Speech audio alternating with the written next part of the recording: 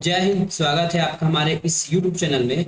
आज हम करने वाले हैं छत्तीसगढ़ पंचायती राज अधिनियम 1993 और उसका अध्याय नंबर 3। ठीक है। और धारा नंबर 13 आज हम पढ़ने वाले हैं।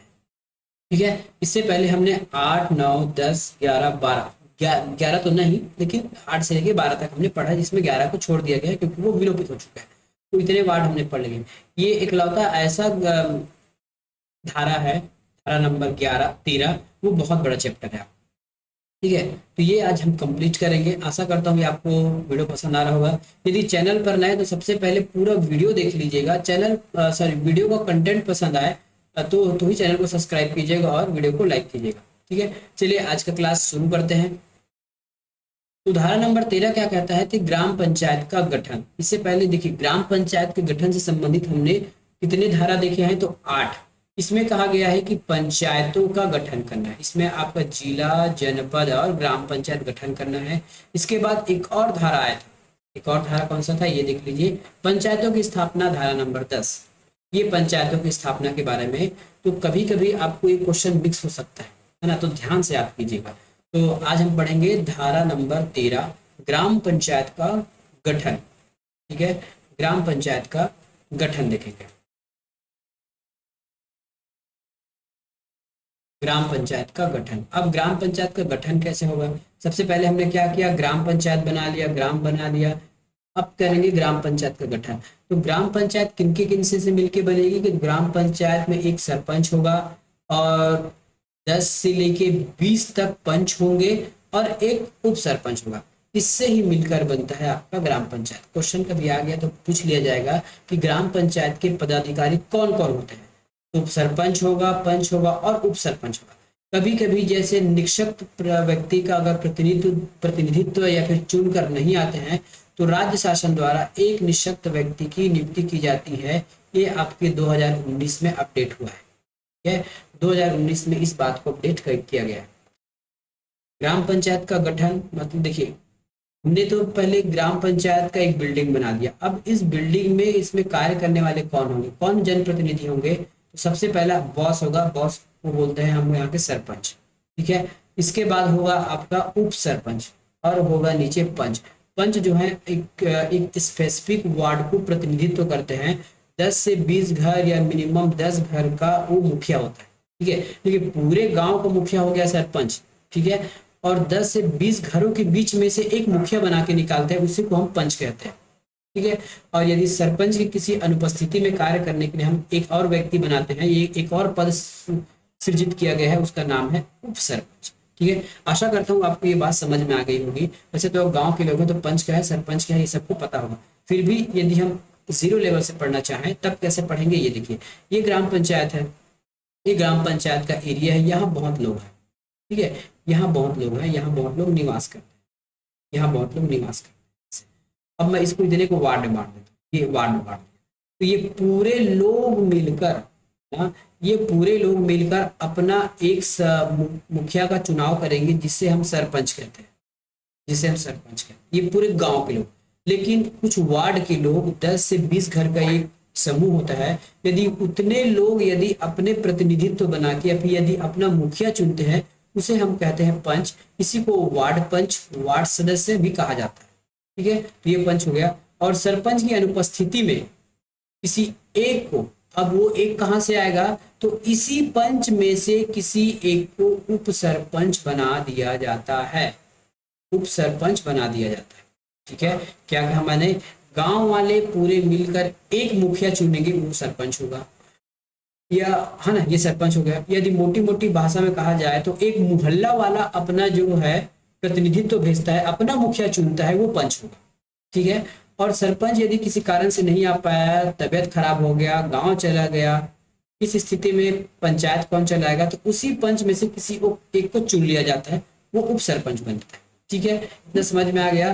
और 2019 में एक अपडेट आया है कि यदि निशक्त व्यक्ति का प्रतिनिधित्व नहीं है, तो राज्य शासन किसी एक को नियुक्ति कर सकती है। अब देखते हैं अब क्या होगा, है ना। अब धारा नंबर 13 का पहला कहता है कि पंच सरपंच से मिलकर बनेगा। इसी का पॉइंट 2 कहता है कि यदि कोई ग्राम या वार्ड सरपंच पंच का चुनाव नहीं करता है ना, तो कार्य नहीं रुकेगा, 6 माह में चुनाव होगा। ठीक है, बहुत बड़ी बात है, ध्यान से रखिएगा, पूरे वाले प्रश्न में पूछ देगा उठा के से। यदि कोई ग्राम, है ना, यदि कोई गांव है, यदि वो अपने सरपंच का चुनाव करने में असफल होता है, या फिर सरपंच का चुनाव किसी कारणों से लंबित रहता है, या वार्ड वाले या मोहल्ला वाले पंच किसी पंच को चुनकर नहीं भेज पाते, तब भी कुछ फर्क नहीं पड़ेगा, बाकी पंच तो चुन कर आए हैं ना, तो उस चुनाव को हम बाद में करा लेंगे 6 माह के भीतर, काम नहीं रुकेगा, कार्य अपने स्टार्टिंग से चलता जाएगा। ठीक है, मान लेते हैं 20 वार्ड थे, मतलब यहाँ से 20 पंच आने थे। ठीक है, किसी कारणों से एक पंच का चुनाव नहीं हुआ, तो 19 पंच तो है ना। ठीक है, और ये भी मान लेते हैं कि एक सरपंच को चुनना था, वो सरपंच का भी चुनाव किसी कारणों से नहीं हो सकता, कारण बहुत सारा हो सकता है, हम आगे चर्चा करेंगे। ठीक है, कारण बहुत सारा हो सकता है, हम आगे चर्चा करेंगे। आगे क्या, अभी चर्चा कर लेते हैं। कई बार ऐसा हो सकता है कि किसी गांव में ST SC का वो आ जाता है, सीट आ जाता है, और उस गांव में ST SC OBC, sorry ST SC का कोई अभ्यर्थी है ही नहीं जो पंच, जो सरपंच का चुनाव लड़ सके। इस कारण पेच फंसने पर सरपंच का चुनाव नहीं हो पाता। कई बार लोग खड़े ही नहीं होते, वैसे तो वैसे बहुत कम मामला मिलेगा, लेकिन कई बार यदि लोग खड़े नहीं हुए, है ना, लोग सरपंच पद की दावेदारी नहीं किए, तब की स्थिति में भी पंच सरपंच का चुनाव नहीं हो पाता है। तो डरने की दिक्कत नहीं है या घबराने की बात नहीं है, पंचायत का काम नहीं रुकेगा, यही 19 लोग मिलकर आपस आपस में किसी को, एक को सरपंच बना लेंगे, किसी को उप सरपंच बना लेंगे, और काम चालू हो जाएगा। बाकी जो पद खाली है, एक पंच का एक सरपंच का, वो आगे 6 महीनों में चुनाव होते रहेगा। ठीक है, तो क्या होगा, मैंने बताया ना, ये 19 लोग जो है प्रथम सम्मेलन में निम्नानुसार पंच में से किसी एक को सरपंच चुन लेगा, है ना। कई बार ये प्रथम सम्मेलन लिखा है, लेकिन मेरे हिसाब से ये प्रथम सम्मेलन नहीं होना चाहिए, है ना। प्रथम सम्मेलन से पहले, ठीक है, प्रथम सम्मेलन से पहले पंच में से किसी एक को सरपंच चुना जाएगा। ठीक है, सरपंच चुना जाएगा। देखिए, उप सरपंच तो चुनना ही चुनना है। यदि सरपंच का चुनाव जो लंबित हो गया, देखिए इसमें कैसा हो सकता है नियम, ये देखिए, हो सकता है थोड़ा से आप लोग को डिस्टर्बेंस होगा, या थोड़ा सा मैं नहीं समझा पाया, यहाँ थोड़ा सा ध्यान दीजिएगा ना। ध्यान क्या देना है, ये देखिएगा। हम पहले इस सरपंच के बारे में बात करेंगे। मान लेते हैं कोई ग्राम पंचायत सरपंच इलेक्ट होके नहीं आया, उसका चुनाव नहीं हुआ, तब क्या होगा, तो जितने भी पंच जुड़ के आए होंगे, इस प्रथम सम्मेलन को हटा दीजिए, ये सभी मिलकर एक सरपंच का चुनाव करेंगे। ये प्रथम सम्मेलन नहीं होगा ना, प्रथम सम्मेलन में चुनाव नहीं होता, इससे पहले एक सम्मेलन बुलाई जाती है। ये पता नहीं मैंने या तो कहीं गलती या किसी बुक से लिख दिया है, ये गलत होगा। ठीक है, तो यदि सरपंच का चुनाव लंबित हो जाता है, सरपंच चुन के नहीं आता है, तो 19 लोग तो चुन कर आए हैं, यही लोग पहले एक सरपंच का चुनाव करेंगे। ठीक है, और उसी दिन एक पंच, एक उप सरपंच का भी चुनाव कर लेंगे। तो पंच और सरपंच, है ना, ये 19 पंच में से एक सरपंच बन जाएगा और एक उप सरपंच बन जाएगा। और ये सरपंच कब तक बने रहेगा, जब तक उस गांव का सरपंच चुन कर नहीं आएगा, तब तक ये जो सरपंच है अपने कार्यकाल तक बना रहेगा। उप सरपंच एक बार चुना गया तो दिक्कत नहीं है, क्योंकि उप सरपंच पंच से ही बनता है। ठीक है, वैसे आगे इसको चर्चा करेंगे। ठीक है, तब मैंने क्या कहा, यदि सरपंच का चुनाव नहीं होता है, तो पंच आपस में किसी एक को पंच चुन लेंगे, और वो कब, जब तक काम करेगा तब तक नया सरपंच चुनकर नहीं आ जाता। दूसरी बात, अब देखिए, अब हम यहाँ पंच के बारे में बात करेंगे। यदि कोई वार्ड है, मोहल्ला है, कोई पंच का चुनाव नहीं करता है, तो उसके लिए 6 माह समय रहेगा, है ना। वो 6 माह के बाद उस वार्ड का फिर से चुनाव किया जाएगा, है ना, फिर से लोग खड़े होंगे, फिर से मतदान होगा, और बाद में पंच को चुना जाएगा। उसके लिए ऐसा नहीं है कि किसी व्यक्ति को पंच बना दिया जाएगा, ऐसा नहीं होगा। कभी अगर पूछ दिया गया आपको कुट में कि यदि किसी मोहल्ले का, यदि किसी वार्ड का पंच नहीं चुना जाता है, तो क्या वहां से या उस मोहल्ले से किसी एक व्यक्ति को नामांकित किया जाएगा, ऐसा बिल्कुल नहीं होगा ना। तो 6 महीने के लिए जो पद खाली रहेगा, 6 महीना तक या फिर 6 महीने के भीतर चुनाव करा लिया जाएगा। ठीक है, पंच का निर्वाचन नहीं होगा तो कार्य नहीं रुकता है ना। पंच एक पद खाली भी रहेगा तो चल जाएगा, अगर सरपंच खाली है तो पंच में से किसी एक को बना लिया जाए। ग्राम में निर्वाचन करने पर भी देखिए, कई बार ऐसा होता है कि ग्राम में निर्वाचन आयोग जो है चुनाव कराता है, फिर भी पंच और सरपंच नहीं चुनकर आते किसी कारणों से, तब वो निर्वाचन जब तक लंबित रहेगा, जब तक चुनाव आयोग या राज्य चुनाव आयोग जब तक ना चाहे, या जब तक कोई वहां पे अपना जाके बात ना रखे, तब तक वो लंबित पड़ा रहेगा, फिर वो कुछ करने वाले नहीं है, ऐसा है। अब देखते हैं, अब आरक्षण लागू होता है। ठीक है। आरक्षण लागू होता है, आरक्षण के बारे में हम समझेंगे। आरक्षण लागू कैसे होगा, तो आरक्षण लागू किया जाएगा आपके सरपंच के लिए और सरपंच के लिए। उप सरपंच के लिए कभी भी आरक्षण लागू नहीं होता, याद रखिएगा। ठीक है, उप सरपंच के लिए कभी भी आरक्षण लागू नहीं होता। आरक्षण लागू होता है पंच और सरपंच के लिए।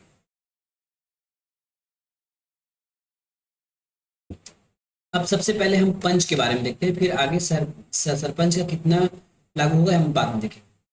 पहले पंच का देखते हैं। तो ग्राम की जनसंख्या के अनुपात में पंच हेतु एसटी और एससी का आरक्षण किया जाएगा। ठीक है, एसटी एससी का आरक्षण हो गया, कुल 50 या 50% से कम हुआ, तब कुल सीट में से 25% ओबीसी को देना होगा। हो सकता है ये बात आपके ऊपर से बाउंस हो गया हो। अब देखिए, यदि हम फिलहाल, है ना, हाईलाइट कर लीजिएगा, हम केवल पंच के बारे में फिलहाल बात करने वाले हैं। पंच के बारे में बात करेंगे तो मैंने आपको बताया था कि एक ग्राम पंचायत को मान लेते हैं हम 20 वार्ड में विभाजित कर दिए हैं। ठीक है, 20 वार्ड में हमने विभाजित कर दिया, मतलब हमारे पास 20 पंच चुनकर आने वाले हैं। और उस गांव में जितना एसटी और एससी निवास करते हैं, उसका हमको रेशियो निकालना है, उसका प्रतिशत निकालना है कि कितना प्रतिशत लोग उस गांव में निवास करते हैं। मान लेते हैं जो एसटी है, ये जो हमारा 30% निवास है, और एससी का 15% निवास करता है। ठीक है, एससी का 15% निवास करता है, तब क्या होगा, 20 में से 30% का जो सीट है वो एसटी को चला जाएगा। तो फिर मैं ऐसा कोई नंबर कहूँ जो कट जाए, है ना। फिलहाल तो मान के चलता हूँ 20 है। ठीक है, तो 20 का मुझे निकालना है 30%। 20 का निकालना है 30%, तो निकाल दिया मैंने 30%। तो ये होता है मेरा 6, मतलब एसटी के लिए 6 पद रिजर्व है। क्या कहा मैंने, एसटी के लिए 6 पद रिजर्व हो गया। अब हम निकालते हैं एससी के लिए। ठीक है, अब हम निकालते हैं एससी के लिए। तो एससी की जो जनसंख्या है पूरे गांव की जनसंख्या का 15% है, तो उनको 15% आरक्षण देना होगा। तो 20 का 15% कितना होगा, 20 का सॉरी 15% हो जाएगा हमारा 20 एकम 20, 20 पंचे 100, 5 एकम 5, 5 तिया 15, मतलब एससी की कितने सीट हो जाएंगे हमारे पास, 3 सीट। ठीक है, तो 20 वार्ड पंच का चुनाव करना है, उसमें से हमको 6 सीट जो है एसटी को देना है और एससी को 3 सीट देना है। ठीक है, क्या कहा हमने, एससी को 3 सीट देना है और एसटी को 6 सीट देना है। टोटल कितना रिजर्व हुआ, 639। कितना रिजर्व हुआ, 639। अगला लाइन ध्यान से पढ़िए, एसटी एससी का आरक्षण से कुल 50 या 50% से कम सीट आता है, दोनों मिला के यदि 50 या 50% से कम सीट आरक्षित होता है, तो आंख मूंदकर 20% ओबीसी को दे देना है। ठीक है, अब देखिए 20 का 50% कितना हो जाएगा, 10। इतने आरक्षित होने थे, या फिर इससे ज्यादा, मिनिमम हमारा 11 सीट आरक्षित होना था, लेकिन हुआ है 9, है ना, हुआ है 9। तो एज पर रूल हमको 25% ओबीसी को देना होगा, है ना। हमारा जो नियम है क्वालिफाई हो गया, तो ओबीसी को कितना देंगे, 25%। तो 20 का 25% कितना हो जाएगा, 100 से डिवाइड कर दिए, 25 एकम 25, 25 चौके 100, 4 एकम 4, 4 पंचे 20। इसका मतलब है ओबीसी के पास 5 सीट चला जाएगा। ठीक है, तो ऐसा निकालते हैं आरक्षण। ऐसा क्या निकालते हैं, आरक्षण निकाला जाता है। ठीक है, ऐसा आरक्षण निकाला जाता है। ठीक है, ये आरक्षण हमने निकाल लिया। यदि यही, है ना, यही अगर 11 सीट आ जाता, इनकेस यदि 11 सीट आ जाता एसटी और एससी को मिला के, तो कभी भी ओबीसी के लिए 25% लागू नहीं होता। तो वहां ओबीसी का सीट आता ही नहीं। उस ग्राम पंचायत में ओबीसी के लिए वार्ड नहीं आते, बाकी जो शेष बचते वो जनरल में चले जाते, यूआर में चले जाते, अनरिजर्व में चले जाते। ठीक है, यदि ये 11% या फिर 11 सीट रिजर्व हो जाता, तब देखिए अगर 10 भी होता ना, तब भी हमको 25% ओबीसी को देना होता है। यहाँ लिखा है ना, 50 या 50% से कम, मतलब 10 या 10 सीट से कम रिजर्व हुआ एसटी एससी दोनों मिला के, तो 25% ओबीसी को देना था।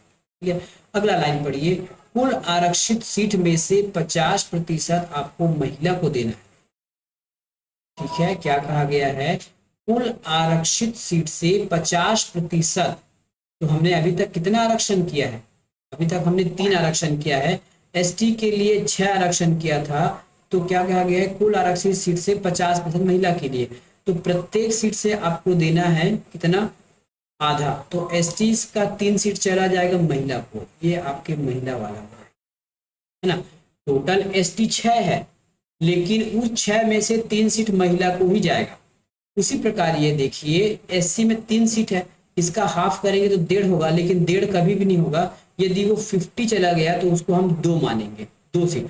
यही यदि 1.4 हो जाता तो 1 सीट मानते, क्योंकि ये 5 चला गया है, इसलिए हम उसको 2 मानेंगे, है ना। तो एससी के लिए 2 सीट आपके महिला के लिए रिजर्व हो जाएंगे। उसी प्रकार ओबीसी के, क्या कहा हमने, उसी प्रकार ओबीसी के, इसी प्रकार ओबीसी के आधे सीट, आधे मतलब 2.5 और 2.5 मतलब 3, तो ओबीसी के 3 सीट महिला के लिए चले जाएंगे।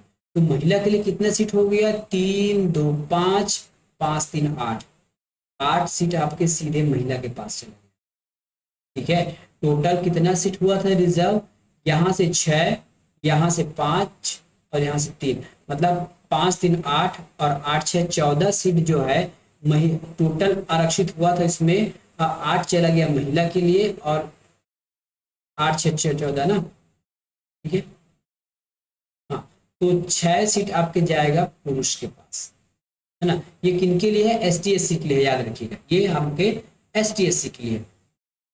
अब नेक्स्ट लाइन पढ़िए, नेक्स्ट लाइन क्या कहता है कि कुल प्रत्यक्ष निर्वाचन सीट में से आधा सीट महिला के लिए आरक्षित होना चाहिए। नहीं नहीं होगा तो जी का जंजाल हो जाएगा। ठीक है, 5वें वाले को ध्यान से पढ़िए, क्या कहा गया है कि कुल प्रत्यक्ष निर्वाचन, तो कुल प्रत्यक्ष निर्वाचन कितना है, 20। कुल प्रत्यक्ष निर्वाचित सीट है 20, ठीक है।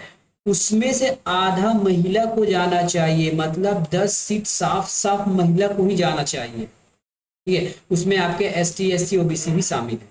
तो अभी हमारे पास कितना सीट महिला के लिए है, 8 सीट, जिसमें ओबीसी शामिल है। हमको 2 सीट और कहीं से उनको देना होगा।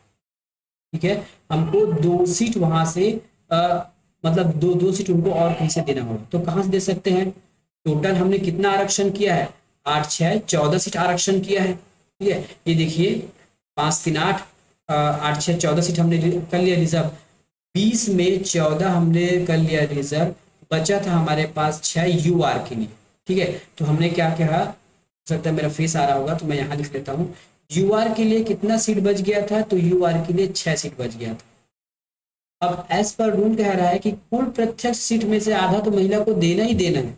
तो हमने ओबीसी और एससी से मिला मिला के कुछ सीट दिए महिला को, कितना दिए थे, 8 सीट।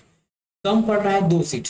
ठीक है, तो 2 सीट यहाँ यूआर से अब जाएगा महिला के लिए। ठीक है, यूआर से कितना सीट चला जाएगा, महिला के लिए 2 सीट फिर चला जाएगा। तब कहीं जाके महिला को 10 सीट महिला को मिलेगा। ठीक है, इसका कहने का मतलब क्या हो गया, अब पुरुष के लिए देखिए, कई लोग ना बहुत कंफ्यूज में रहते हैं कि यदि यूआर में 6 सीट है, 2 सीट महिला को चला गया तो 4 सीट पुरुष के लिए होगा, ऐसा नहीं है। आरक्षण पुरुषों के लिए नहीं है। जो इस 2 सीट निकल गया, बचा 4 सीट, तो इस 4 सीट में महिला भी लड़ सकती है और पुरुष भी लड़ सकते हैं। ठीक है, ऐसा हो सकता है। ठीक है, ये हो सकता है आपके लिए हौच पौच हो गया, पहली बार पढ़े होंगे तो, है ना। लेकिन इसको एक बार अच्छे से समझ जाएंगे ना तो ये सभी के लिए लागू होगा। आगे हम जनपद पंचायत पढ़ेंगे, सरपंच पढ़ेंगे, उप सरपंच पढ़ेंगे, सॉरी उप सरपंच नहीं, जिला जनपद पढ़ेंगे, सदस्य और अध्यक्ष का, वो सब में यही काम आने वाला है ना, सब में यही फंडा लगने वाला है। ठीक है, तो इसको हम एक बार चार्ट बना के पढ़ लें, क्या ज्यादा अच्छा होगा। मैं कहीं लिख लेता हूँ, फिर यहाँ कहीं आपको चार्ट बना के बता दूंगा। टोटल था हमारे पास 10 सीट, ठीक है, 20 सीट था। उसमें से हम यहाँ एससी एसटी और ओबीसी लिख लेता हूँ मैं, है ना, और यूआर लिख लेता हूँ, ये यूआर, बाकी मैं सब टेबल बना दूंगा। फिर एससी को कितना गया, एससी को 6 गया।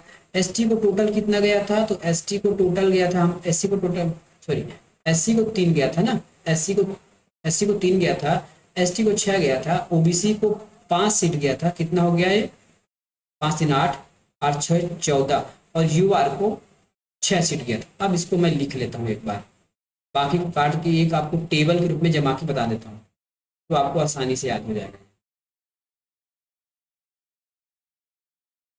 बाकी टेबल के रूप में बनाने से आपको बहुत आसानी से याद हो जाएगा।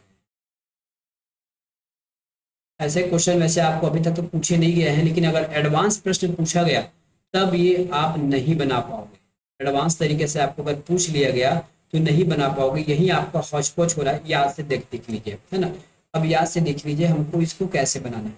टोटल हमारे पास था 20 सीट, मैं ऐसे इसको बना लेता हूँ, है ना, ऐसे इसको बना लेता हूँ। ये टोटल हमारे पास था 20 सीट। मैंने यहाँ लिखा SC, ये मैंने यहाँ लिखा ST, यहाँ लिखा OBC और यहाँ लिखा UR। ठीक है, तो SC को टोटल सीट हमने दिया है 3 सीट, ST को 6 सीट दे दिए, OBC को 5 दे दीजिए, UR को निकाल दिए 6।